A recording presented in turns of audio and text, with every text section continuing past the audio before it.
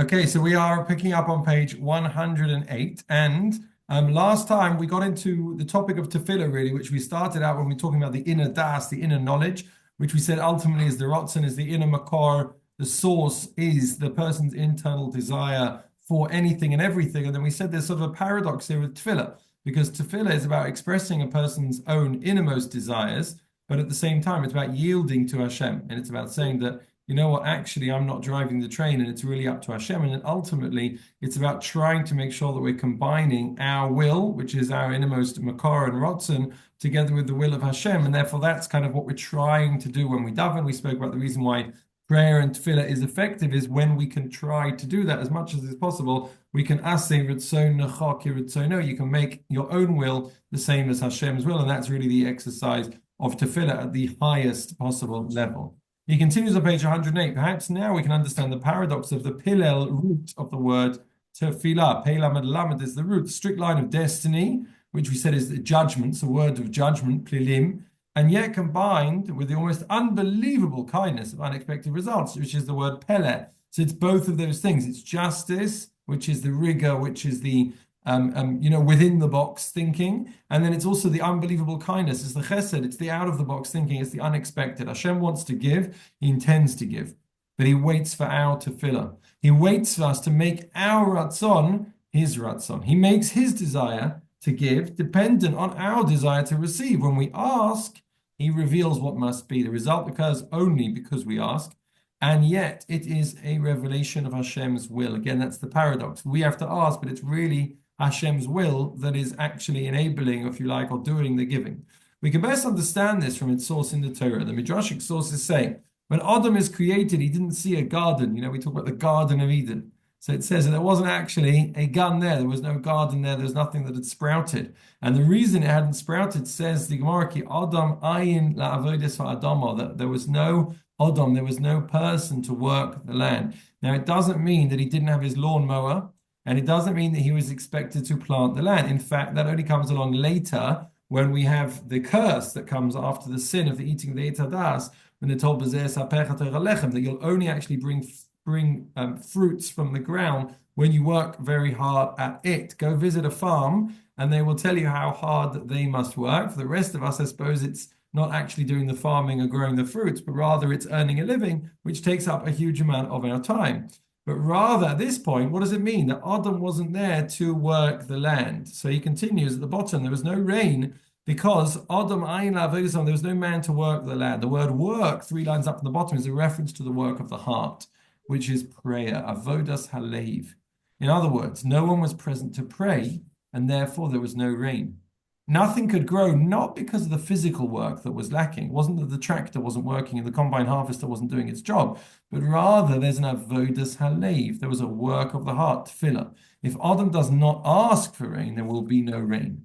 Despite the fact, page 109, that the rain is waiting, poised, a necessary part of creation, it will not be if man does not express his desire for it. And when he does ask for it, the Garden of Eden is revealed as it had to be, meaning it had to be like that all along. It was supposed to be, it was planned all along. But nevertheless, only once Adam prays and asks is it revealed. The rain is one of the few things in the creation which Hashem himself causes directly, not through any agent. This means that the Torah is teaching us most profoundly that the response to our tefillah is the deepest response imaginable. Hashem himself is waiting for us to activate the partnership, and the result is rain. Life-giving rain. And therefore means even if it's not actual rain, it says in the pasuk about the mon, "Hineni mamtir lachem lechem min hashamayim." I'm going to rain down bread from you. Now in English we do say that as an expression, something's going to rain down, right? But mamtir, matar in Hebrew is an unusual form to use. It should have been hineni morid lachem. I'm going to bring down the mon for you. Says Melech Biderman, you have to understand that the person's parnasa, person's livelihood, is exactly the same as the rain. You cannot turn it on and off. There's no tap anywhere. No one has, invented something which will enable us to control the weather, whether it is sweltering hot or freezing cold or very dry or very wet. Nothing that we can do will make a difference to it. And therefore he says, similarly, Hashem says, I'm going to rain down the bread. That means that the sustenance, the livelihood that a person has is going to be like rain, in that Hashem directly is going to be the one giving it to us, and we're not going to be in control.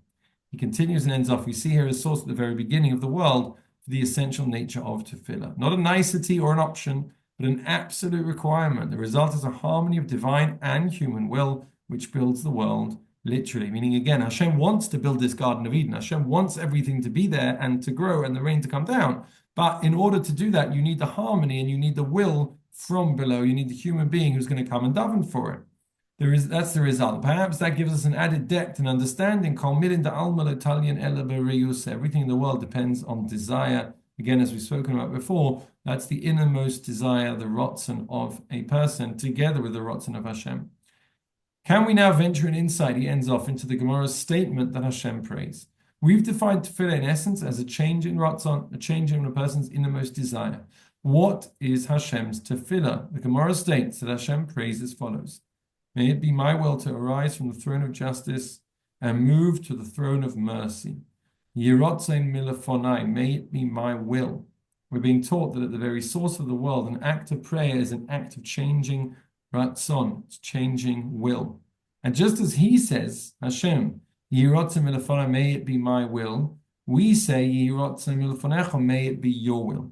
So prayer is a breakthrough into the root of the personality to connect with the root of the world. Meaning Hashem's prayer is not that he's asking someone else for something, but rather an expression of his innermost will or changing his innermost will. That is what prayer is at its source for us. It's more of a reflective exercise. And similarly for Hashem as well. It's about his will.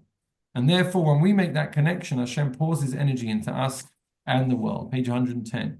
How do we make that connection? By opening our hearts entirely, conquering the opacifying effects of petty desires and lower drives, by becoming that desire to manifest Hashem's desire. And who better to learn from than David HaMelech, the one who comes to teach absolute control of the ego, to reveal Hashem's malchus, his kingship in the world through his own kingship. The kingship of David HaMelech reveals Hashem being the king. David, the great singer of songs to Hashem, who will one day be manifest in the Mashiach, in dedication of every fiber of his being to Hashem, says of himself, Va'ani tefillah, not that I pray, but I am prayer. What does it mean, I am prayer? It means that I myself am real and one with that innermost will that I have, which is in harmony with the will of my Creator.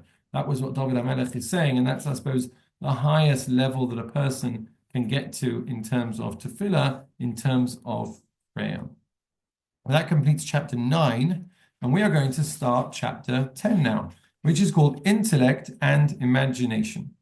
Now, up to now, we've been speaking about the inner mind, and now he's going to speak about the outer mind, okay? Remember, just to sort of, be clear, the inner mind is that which contains the knowledge which is so basic and essential to who we are as a human being, often the things that we don't even think about, or sometimes the things that will just give us a perspective which is almost subconscious, but nevertheless they come actually from a very, very deep place within us, within ourselves and inside of us.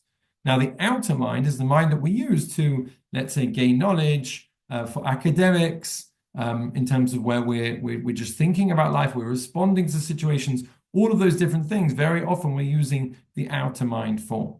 So let's turn to the outer mind, he says, page 111. Just as the das, the inner knowledge, has a root level which is higher, namely ratzon, our will or desire, so too the outer mind is composed of two levels, okay? We've got two different levels. These can be grasped as seichel, which is intellect, and dimyon, which is imagination. All the aspects of primary or root levels and their relationship with secondary or outer levels apply here too. Just as in the phases of experience, there's a higher source of inspiration and a more difficult phase which follows. Remember all the way back to chapter 1 when we spoke about this concept that everything starts with that inspiration, and then after that there's the challenge of putting it into action, consistency. Just as in the das there is an inspired higher source called the ratzon, meaning in our inner knowledge it all stems from that desire, that spark, so too seichel, that intellect, is the higher layer. Dimyon, imagination, is a lower one in the outer mind. Let's trace their interaction in order to understand something very deep and fundamental about the harmony of the mind, meaning ultimately we're going to have to use both of these things, our intellect and our imagination. Contained in this discussion is an essential key to mind control and the power of concentration. Maybe it's a dying art nowadays, right? The power of concentration is something which we are, I think, schooling ourselves out of, because we're just used to having things which are so quick. Someone sent me of a short video of our Poland trip, which contained highlights. And the highlights, no exaggeration, were no longer than 30 seconds. And almost every second there was a different photo.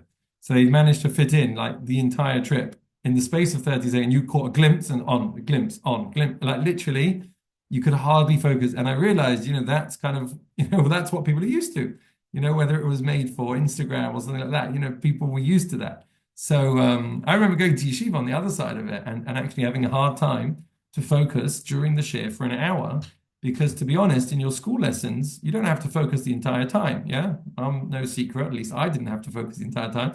But you can kind of go in and out of focus, and they vary it. A good teacher is not just talking for an hour. They're varying it. There's some group work. And there's some, there'll be something on the board, and there'll be something that they're going to throw out a question and an answer and that sort of thing. Whereas when I went to yeshiva, it was an hour. It was straight an hour shir, and you had to literally focus for the whole hour, because if you lost his train of thought, then that was it. Then you wouldn't know what he was talking about for the whole rest of the shir. And it took me a while to get used to that. So that's one of the things, hopefully, that's key to the power of concentration. Let's see what we can do. All male and female or abstract plan and concrete building pairs, because that's the male and the female sort of type, which come in harmony. You've got the abstract plan, which is the male. You've got the building, which is the female. These consist of the same basic elements. Let's define them and apply them to this relationship between seichel and dimyon. Okay, again, those words, intellect and imagination. The plan or code level is abstract, but it contains all of the instructions that are needed for the physical level to do all that it must do, just as the genes which the father gives contain all that's needed for the mother to actually form the child. Okay, so the abstract contains the key ingredients, everything that's needed. The abstract level lacks energy. All the power for physical building is contributed by the mother on the more physical level. Again, this is prototype male and female he's describing. The abstract level is all theory. The physical level is tangible reality. One without the other is useless. A plan with no builder remains theory, and a builder with no plan builds a haphazard, illogical mess. So you need both stages. Together, a meaningful, well-planned, and well-executed result is achieved. By the way, that's even why there's different parts of learning Torah. And traditionally and usually, because men are more attuned and used to the more abstract type of learning, so therefore that's the type of learning that they do. They generally do, which is the Gemara. Gemara can be very abstract. I'm learning now with Gavriel, and we're talking about, it's, you wouldn't believe it. It's a person who swallows a carcass of a bird that is a kosher bird, and whether he becomes impure by doing so, and what that impurity means if he then touches something else, and he eats truma and all that. Now, how likely is this to happen? Firstly, nowadays there's no such thing as tum and tar. We don't have purity and impurity nowadays. And secondly, it's not something likely to happen anyway, right? Even if you would have, it's very unlikely for this to happen. Nevertheless, there's a certain, abstract learning, and that's part of the mitzvah of Talmud Torah. There's also the type of learning where a person goes through something. In the girls' school, I was teaching them in the Chumash Psukim of Yisro, the before Matan Torah, the giving of the Torah, and there's most incredible, beautiful lessons for the giving of the Torah. And we spent the last, sort of 7 weeks, literally, all the way from Pesach until Shavuos, learning these Psukim in depth with the Mefarshim, no less intellectually rigorous. But what we're doing is we're attaining the life lessons and the lessons in character building from the introduction, the preamble to the Aseret HaDibros, to the Ten Commandments. So that you come there on Shavuos and you've got all these beautiful ideas in your mind, which was what essentially Hashem communicates to the Jewish people about their goal, their mission, how to learn, what learning entails, etc. All of those different things. Okay, so it's a different type, a different focus in the learning, no less rigorous, no less necessary. And this is the two types, the abstract, and then there's the tangible. The Maharal expresses this relationship, he continues, as that between form and substance. Form is an abstract concept, okay? That means surah in Hebrew, form, whereas substance is tangible, okay? So if you think about Play-Doh, you've got a big ball, and your big ball of Play-Doh that's your substance, what you call in Hebrew the chomer. Now, that is obviously doesn't do anything for anyone. It doesn't have a form, but everything is there that you need. All of the material is there. That's your substance. The form is when the person then starts molding it to a certain shape. or starts cutting out different parts, or using a toothpick to sort of draw parts on, or whatever it is. So now your substance takes on a form. You cannot have a form without a substance. It doesn't make any sense. There's no such thing as forming, an image of a man if you don't have the Play-Doh in the first place. And if you just have the chomer, you just have the substance of the Play-Doh, as I said, you'll just get a big ball at best, and doesn't mean anything, doesn't communicate anything or have any meaning to it.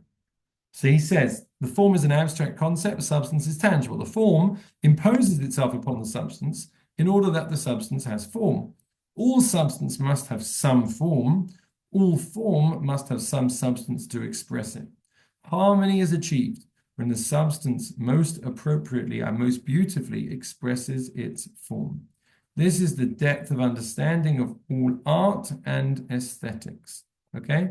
Meaning that relationship that he's saying here, which is going to be expressed in Seichel and Dimyon, in the intellect and in the imagination, is not something which is unique to us or unique to Torah, but it's the same with every single thing in life. A great work of art will give form to a substance in maybe an unusual way, maybe in a very talented way. There is a chokhmah, there is a wisdom, even to modern art, which seems to be almost like impossible to understand and to decipher. But what it's doing is it's a very clever way of subtly giving form to the substance, whereas different types of art, there's a different talent there, but it's always that relationship in taking whatever medium you're working with. You could be working with oil paints, you could be working with bananas, you could be working with a building, you could be working with anything that you like, pencils and crayons.